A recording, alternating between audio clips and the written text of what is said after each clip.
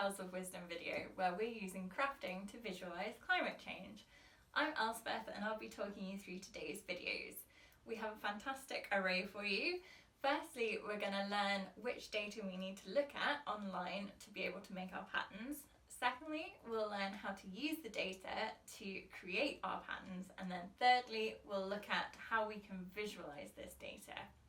Without further ado, let's get started. Okay then, so this is what you're going to need. First things first, you'll need access to a computer and an internet browser. I'm going to use Google Chrome, but you can use anything you like. Access to a data processing program like Excel, which is what I'm going to use, or Google Sheets or Numbers or anything like that. And then some yarn, needles, hooks, or whatever you want to start your crafting project with to get started. All right, so before we get going properly, I'm going to show you what your data will look like at the end. Now it looks very scary. There's a lot of numbers on there, but I promise you when we work through it together, it's actually super easy to do. So when we're doing this, we're going to be looking for two different types of data. You need your raw data, which is what's over here, which we're going to download. And we're also going to need our 30-year average. So this is our long-term average that we're going to compare our raw data and the numbers that we work out to. And that will show us whether we have a cold year or a warm year in the end. So let's go and find this data. All right, so let's bring up our website, or our browser, sorry. So I'm on the iCRAG page. This is our Purls of Wisdom website if you want to find us. And I'm going to go to the Met Eireann website. So all I need to do here is type in www.met.ie. And here we are. This is us loading up. It wants to know my location, but I'm going to stop that because I'm in the UK at the moment, so it'll mess things up. And this is what the weather's doing in Ireland at the moment. It looks very nice. But what we want to do is we want to find our climate data and we want to find our 30-year average. So first things first, let's go to climate.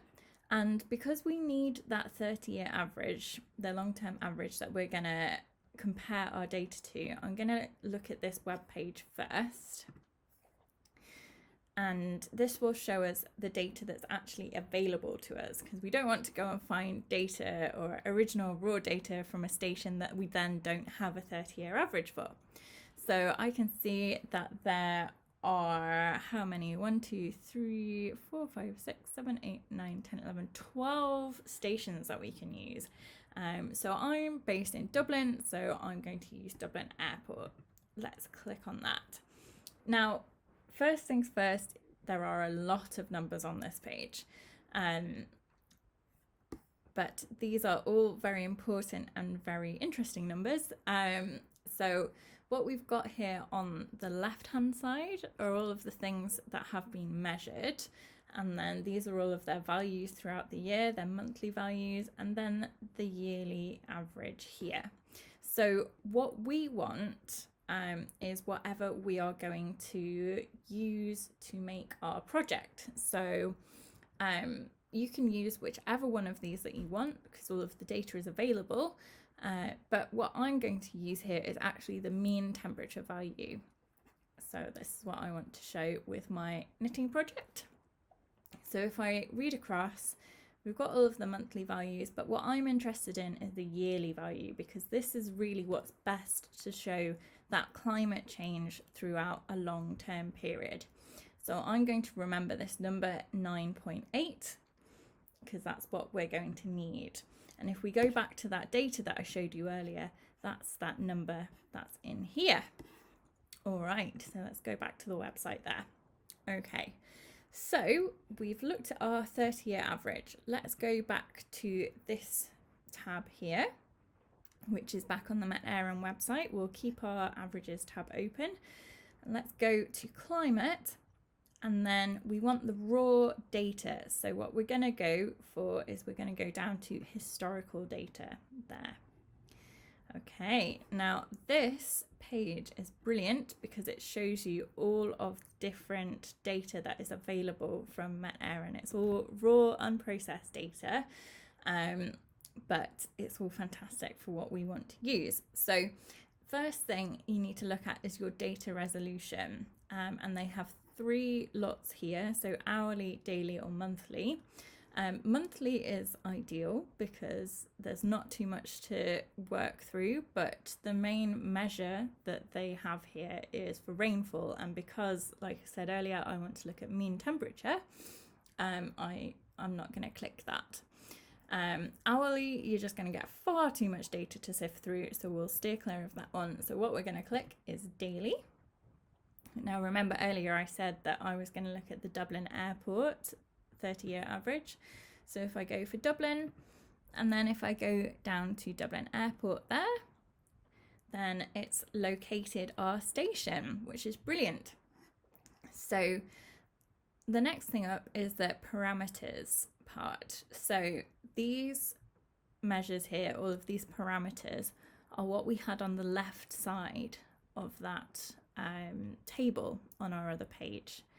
So if we just go back to the other page up here, all of these things here are what's in this box here. Okay, so like I said, I'm interested in the mean air temperature. So let's find that here.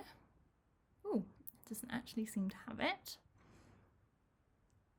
So what we'll do is we'll just click maximum air temperature, because when we download the data, the mean temperature will be on there. Year is not important, so we'll just leave that as is. But then what we'll do is we'll go down to all months, because I want all of the data that's available for this station. So what I'll then need to click is download the full data series. And I'm going to click the monthly data series here, because that means it's much easier for me to sort my data out with. So that is the data downloaded there. So if I go to my downloads thing and click on the folder, so that is the folder here that's been brought up, and it's this thing here, this CSV file that we're interested in. This is where the data is going to be located. So if I click that, right click it, and then open it with Microsoft Excel, then it brings me up the raw undoctored data. So now we have our data that we're going to work with. So I'm going to end this video here, and then in part 2 we will work out how to make this raw data into something that we can work with. All right, thanks for watching, and see you in part 2.